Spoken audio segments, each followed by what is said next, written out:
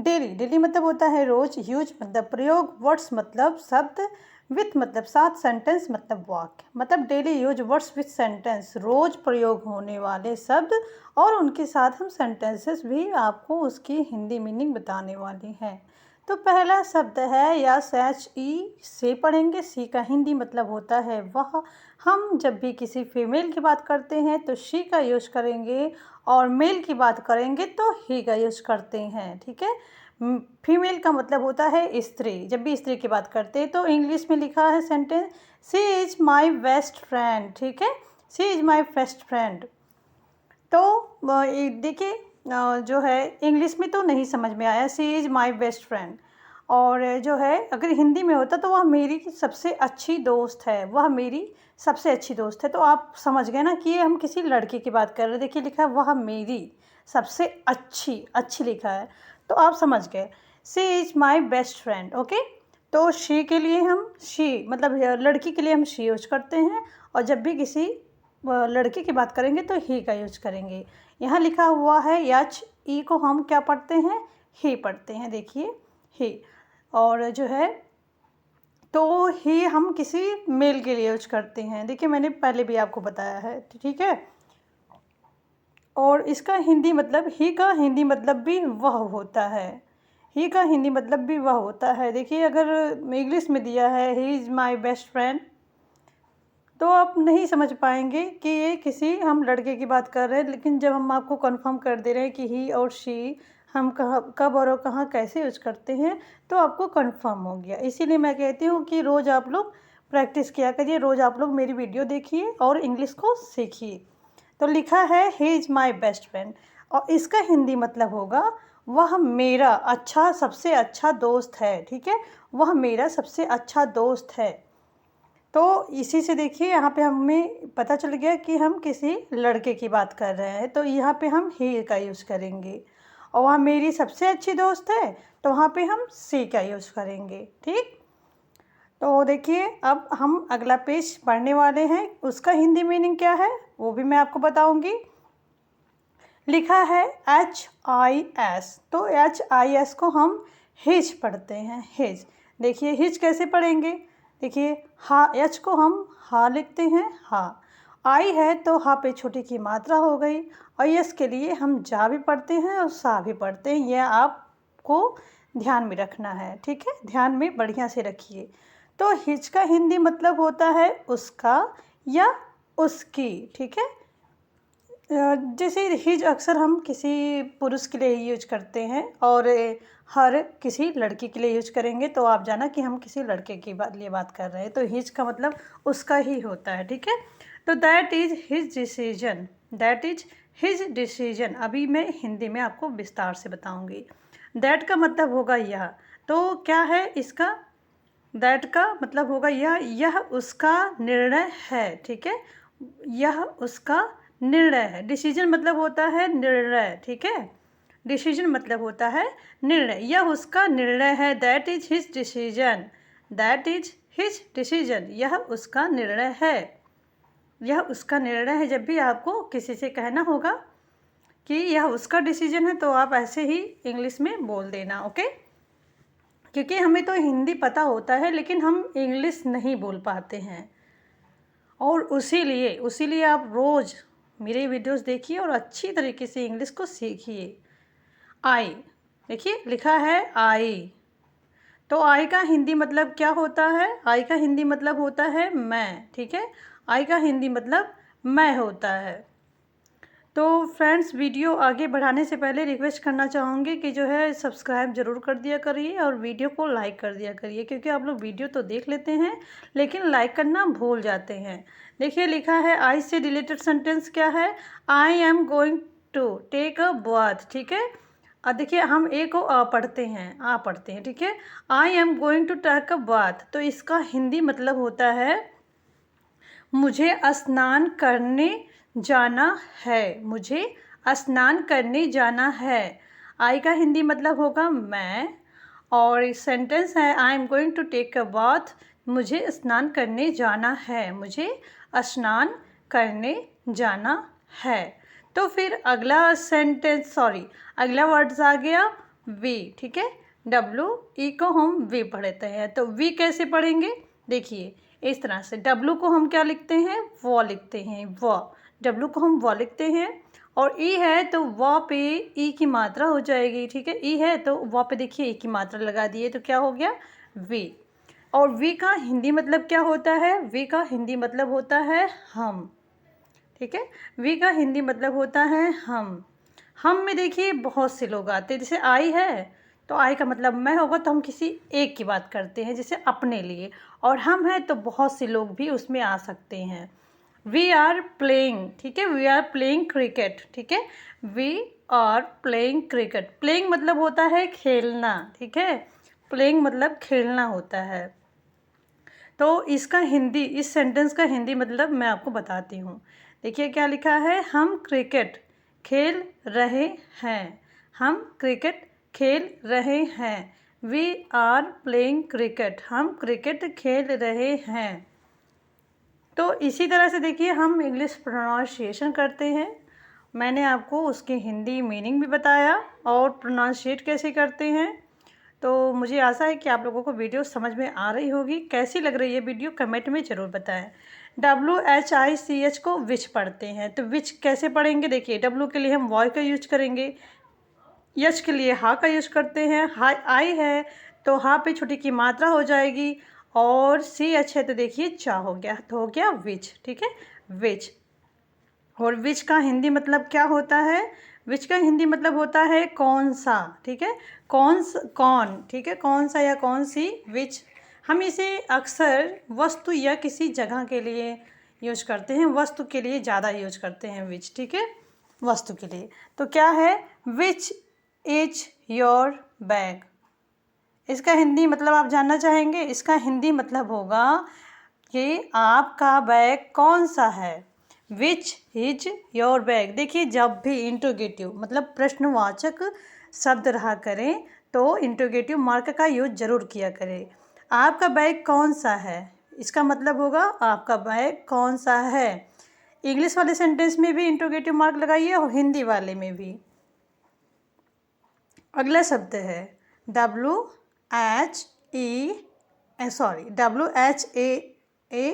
क्या हो गया, वाट।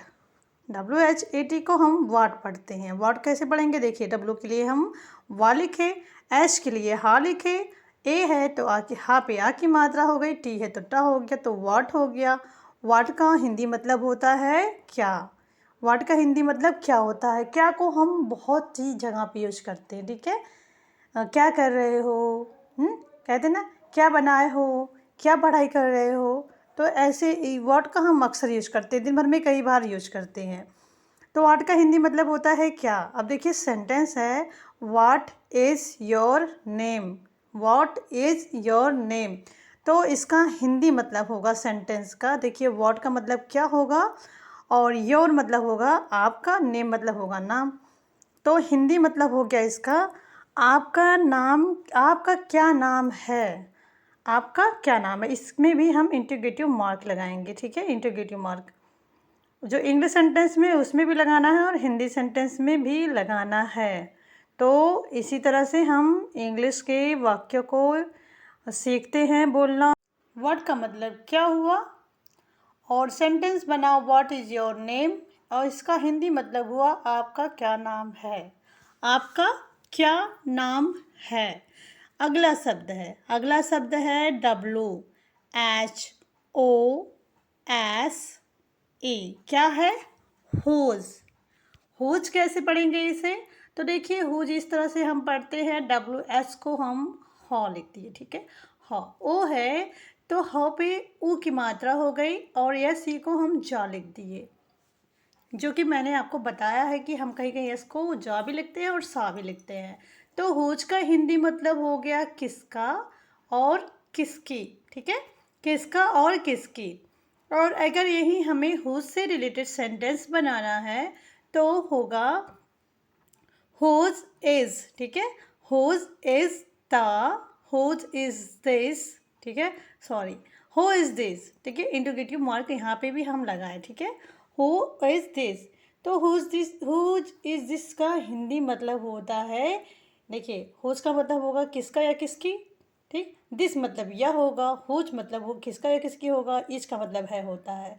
तो हो गया यह किसका है, हुज इज दिस, यह किसका है, यह किसका है। इसी तरह से देखिए कितना अच्छा लग रहा है, आप सीख रहे हैं। मुझे आशा है कि इस तरह से अगर आप पढ़ेंगे तो शायद एक दिन में ही आप इंग्लिश बोलना सीखने लगेंगे।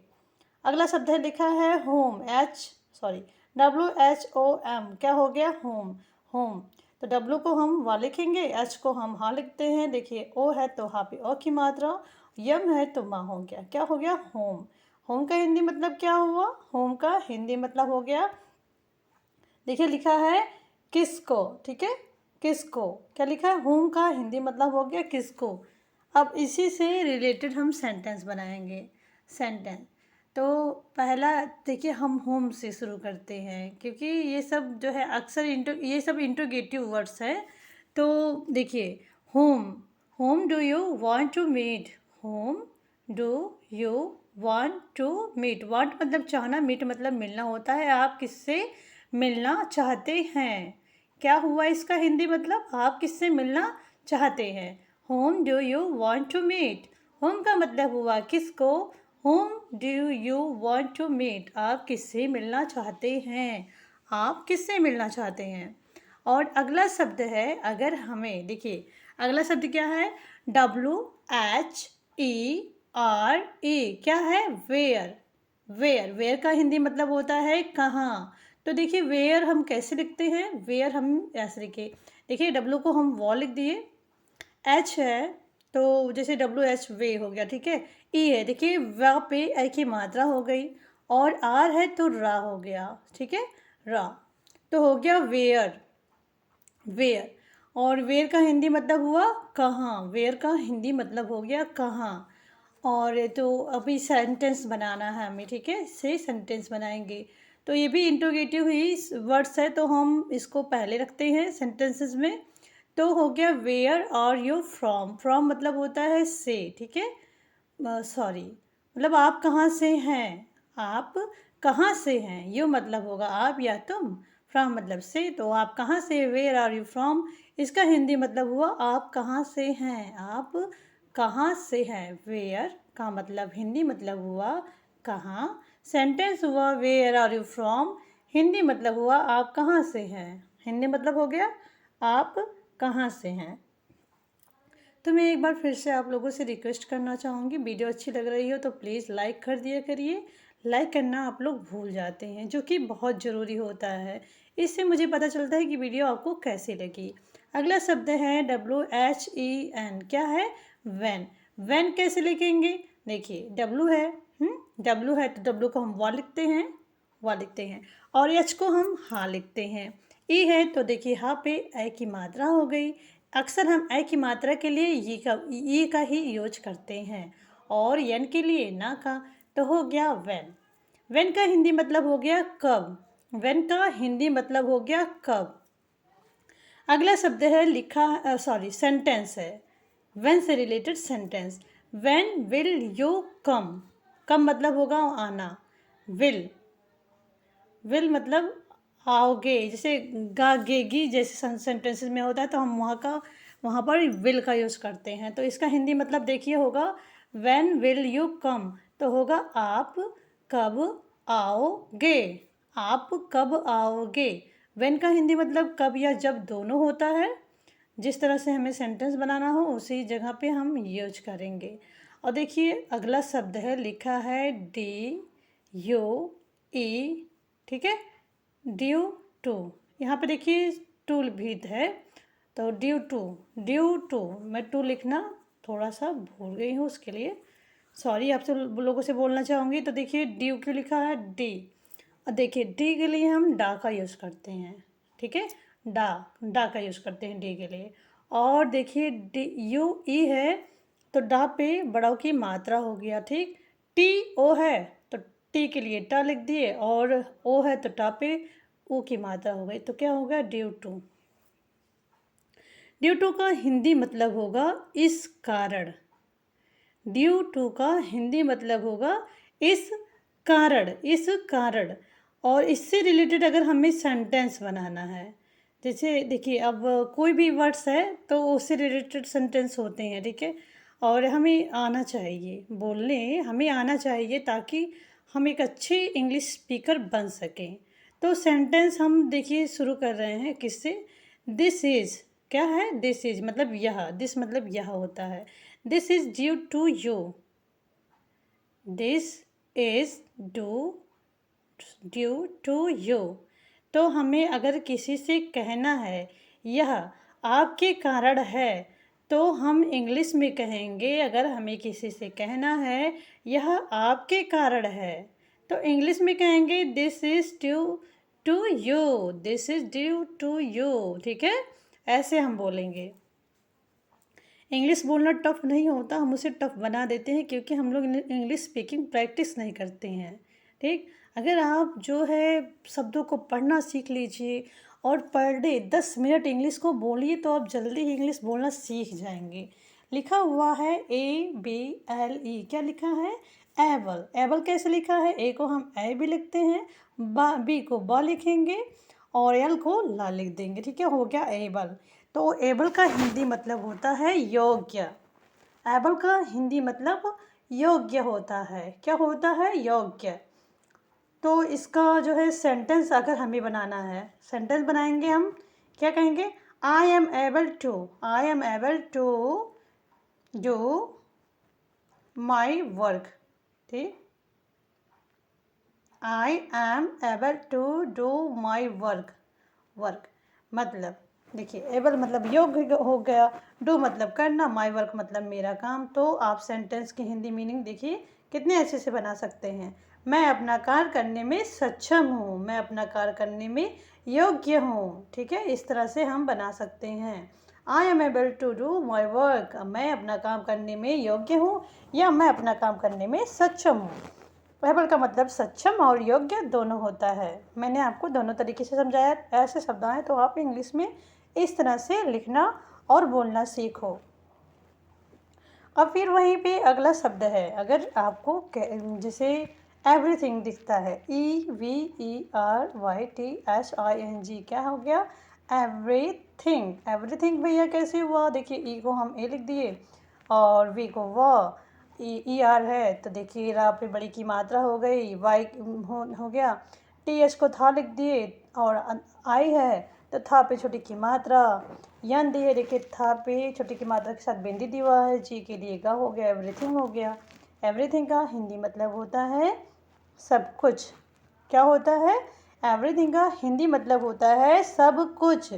तो अगर हमें सेंटेंस बनाना है तो हम कहते हैं इज एवरीथिंग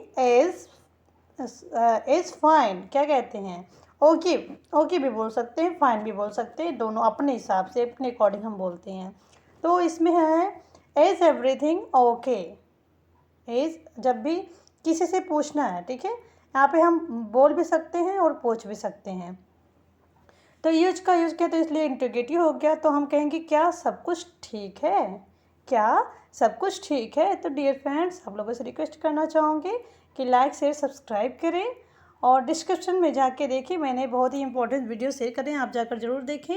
जय हिंद, जय भारत, थैंक्स फॉर वॉचिंग।